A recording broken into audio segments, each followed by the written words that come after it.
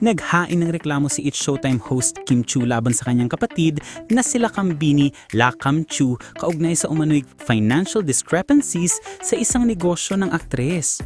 Noong Martes, Disyembre 2, personal na nagtungo si Kim sa Office of the Assistant City Prosecutor sa Quezon City kasama ang kanyang mga legal counsel na sina Attorney Zailin Dolor at Attorney Archanar Gregana upang isumite ang kanyang sworn statement kalakip ang mga ebidensya at dokumentong may kinalaman sa reklamo. Ayon kay Attorney Dolor, today nag-file si Kim ng criminal case against Lakambini Chiu. We filed a criminal complaint for qualified theft. That's all we can share for now. Nagpasya rin ng kampo ni Kim na huwag munang tukuyin kung aling negosyo ang sangkot sa umano'y pagkakaaberya.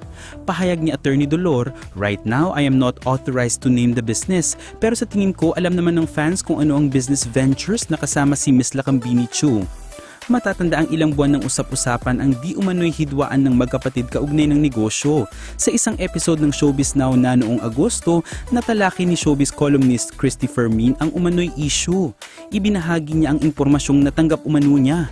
Ang lumalabas ngayon, binigyan daw po ng pamuhunan itong si Lakam, binigyan ni Kim Chiu.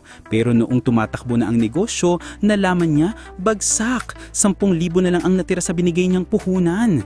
Sa ngayon, hindi pa nagbibigay na pahayag sila kang Bini Chiu ukol sa reklamo at inaasahang magpapatuloy ang proseso sa piskalya para sa susunod na mga hakbang sa kaso.